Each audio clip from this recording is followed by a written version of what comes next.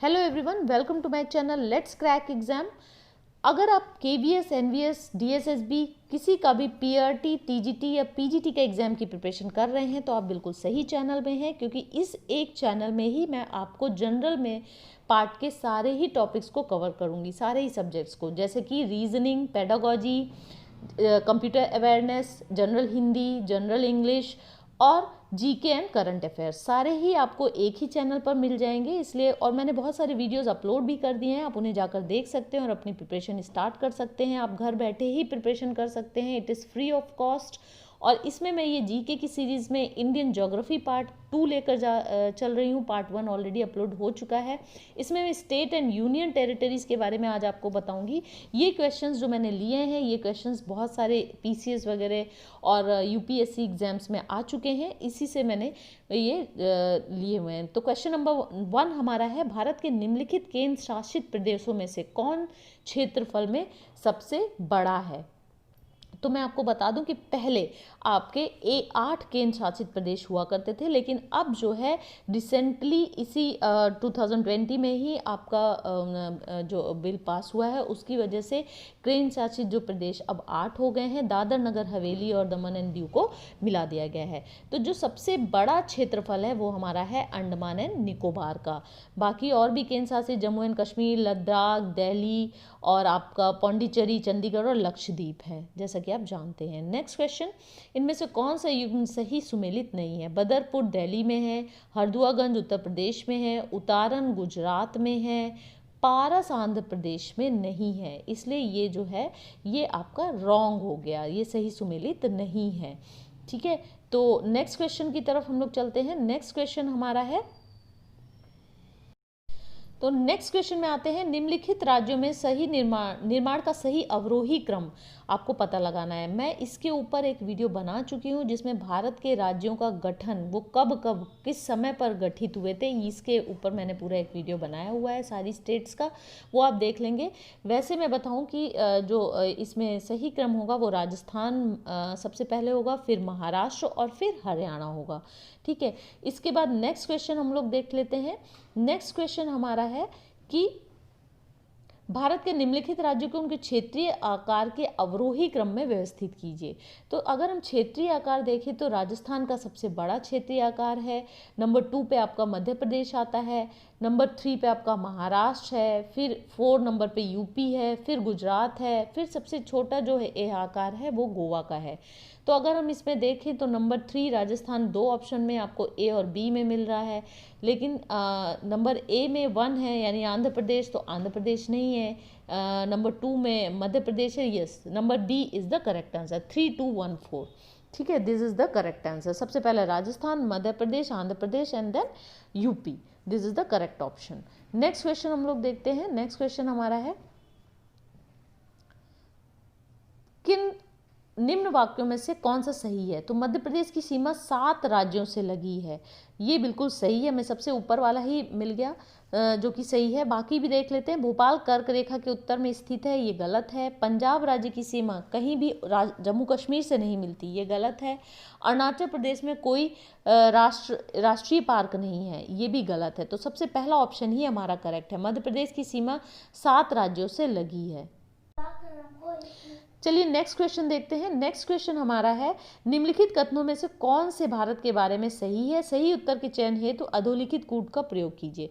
भारत विश्व का 5वां बड़ा देश है, तो ये सबसे पहला गलत है। भारत विश्व का 7वां बड़ा देश है, और अगर आबादी देखें तो दूसरा है, मतलब चीन के बाद इसका दूसरा नंबर आता है आबादी को अगर देखें तो। अगर एरिया वाइज देखें तो 7वां है, तो ये गलत हो गया नंबर 1, यानी ए और सी तो एकदम गलत है। बी और डी में आपको देखना है, तो नंबर 2 जो है ये स्थल मंडल के कुल क्षेत्रफल का लगभग 2.4% है, भाग अधिगत किए हुए, ये बिल्कुल सही है। समूचा भारत उष्ण कटिबंध में स्थित है, ये गलत है, यानी कि आपका नंबर डी 2 और 4 करेक्ट है। 82 डिग्री 30 पूर्वी देशांतर का उपयोग भारत मानक समय को निर्धारित करने में किया जाता है, ये सही है, यानी 2 और 4 इसका करेक्ट आंसर है। नेक्स्ट, सारनाथ स्थित है। सारनाथ कहाँ स्थित है? सारनाथ आपका उत्तर प्रदेश में स्थिति है। ठीक है, तो इसे आप बिल्कुल करेक्ट आंसर कर लेंगे। तो सारनाथ जो है वो उत्तर प्रदेश में स्थित है। नेक्स्ट क्वेश्चन देखते हैं। नेक्स्ट क्वेश्चन हमारा है कि राष्ट्रीय राजधानी क्षेत्र में नहीं सम्मिलित है।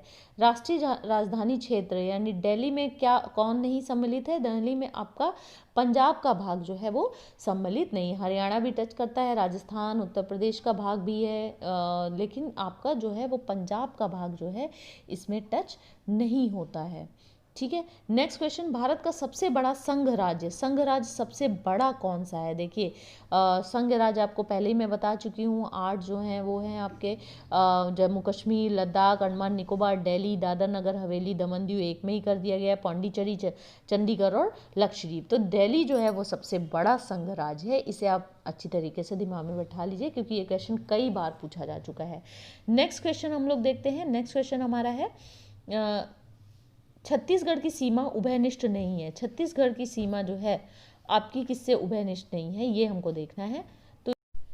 तो छत्तीसगढ़ की सीमा जो है महाराष्ट्र, बिहार, उड़ीसा, आंध्र प्रदेश में से किसके साथ उभयनिष्ठ नहीं है? तो बिहार के साथ ये उभयनिष्ठ नहीं है। नेक्स्ट क्वेश्चन देखते हैं। नेक्स्ट क्वेश्चन हमारा सिलवासा राजधानी है। तो सिलवासा किसकी राजधानी है? ये बहुत ही इंपॉर्टेंट क्वेश्चन है, बहुत इंपॉर्टेंट जगह भी है ये सिलवासा।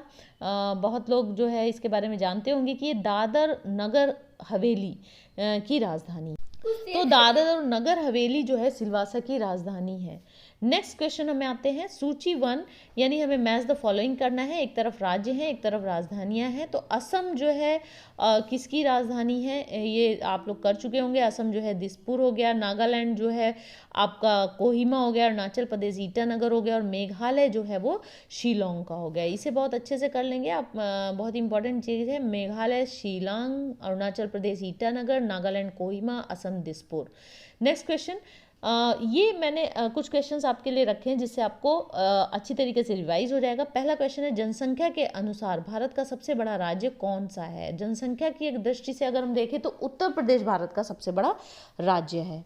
तो जनसंख्या के अनुसार भारत का सबसे बड़ा राज्य है उत्तर प्रदेश। नेक्स्ट पॉइंट में आ जाते हैं। अगर आप इन क्वेश्चंस को भी लास्ट में रिवाइज कर लेते हैं तो आपको बहुत कुछ रिवाइज हो जाएगा। ये बहुत इंपॉर्टेंट क्वेश्चंस है। नेक्स्ट क्वेश्चन जो है हमारा, क्षेत्रफल के अनुसार भारत का सबसे बड़ा राज्य कौन सा है? तो क्षेत्रफल की दृष्टि से राजस्थान सबसे बड़ा राज्य है। अभी मैंने आपको पहले भी रिवाइज कराया। सबसे पहला राजस्थान नंबर है, फिर एमपी है यानी मध्य प्रदेश, तीसरा नंबर महाराष्ट्र का है, फिर यूपी है और नंबर 5 पे गुजरात है और लास्ट नाम जो है उसका गोवा है। तो आप इसको सीक्वेंस को याद रखेंगे। सबसे पहला राजस्थान, दूसरा एमपी और तीसरा गोवा, लास्ट का गोवा। इतने में ही आपका आंसर आप मिल जाएगा। भारत का सबसे कम जनसंख्या वाला राज्य कौन सा है? देखिए जनसंख्या के अनुसार यूपी सबसे ज़्यादा है, फिर महाराष्ट्र है, फिर बिहार, वेस्ट बंगाल चौथे नंबर पे है, 5वां जो है आंध्र प्रदेश है, सबसे छोटा जो है वो सिक्किम है। सिक्किम भारत का सबसे कम आबादी वाला है। और अगर केंद्र शासित में देखें तो दिल्ली सबसे ज़्यादा है और सबसे कम है लक्षद्वीप। ठीक है। तो क्षेत्रफल के अनुसार भारत का सबसे बड़ा केंद्र शासित प्रदेश कौन सा है? तो सबसे बड़ा अगर एरिया वाइज देखें तो है जम्मू कश्मीर, और अगर हम जनसंख्या वाइज देखें तो दिल्ली है। ठीक है, कंफ्यूज मत होइएगा। अगर एरिया वाइज देखेंगे तो जम्मू और कश्मीर, और अगर जनसंख्या वाइज देखेंगे तो दिल्ली। ठीक है। नेक्स्ट क्वेश्चन हम देखते हैं। पहले आपने ये अच्छे से कर लिया है। नेक्स्ट क्वेश्चन, और एरिया वाइज अगर ओवरऑल स्टेज देखें तो राजस्थान और सबसे बड़ा है और सबसे छोटा गोवा है। नेक्स्ट क्वेश्चन, क्षेत्रफल के अनुसार भारत का सबसे छोटा राज्य कौन सा है? तो अगर क्षेत्रफल के अनुसार देखें, अभी मैंने आपको रिवाइज कराया है, क्षेत्रफल के अनुसार कौन सा है? सबसे छोटा गोवा, सबसे बड़ा राजस्थान, सेकेंड नंबर पे एमपी। तो this is all about state and union territories. और इस जो एक और वीडियो जो मैंने भारत के राज्यों के गठन का करा है उसको आप ज़रूर देख लीजिएगा क्योंकि वो भी बहुत हेल्पफुल है। सो all the best for your upcoming exam. और ये जो भी आप ये वीडियोस देख रहे हैं इनको जो है आप क्विकली रिवाइज करने के उद्देश्य से इसको देखते रहिए ताकि आपको आपके दिमाग में धीमे धीमे करके बैठ जाए और कोई भी आपको एक्स्ट्रा एफर्ट ना करना पड़े, क्योंकि जीके बहुत ही एक वाइड कोर्स है। इसको हम कहीं से भी पूरा फिनिश कर लें, कोई भी कहता है कि हमने फिनिश कर लिया है, तो मुझे नहीं लगता कि कोई फिनिश कर पाएगा। और सिर्फ अगर केवी में देखें तो 10 मार्क्स का जीके और करंट अफेयर्स आता है, तो केवल 5 मार्क्स के क्वेश्चंस जो हैं आपको जीके से मिलेंगे। उन 5 मार्क्स के लिए आपको बहुत ज़्यादा करने की ज़रूरत नहीं है। कभी कभी आपको डेली या 1-2 दिन छोड़कर आपको इस तरीके के वीडियोस देखते रहना चाहिए, ताकि आपका रिवाइज हो जाए और आपके दिमाग में आपको एक्स्ट्रा एफर्ट, एक्स्ट्रा टाइम ना देना पड़े। So all the best for your upcoming exam, and don't forget to like, share and subscribe my channel.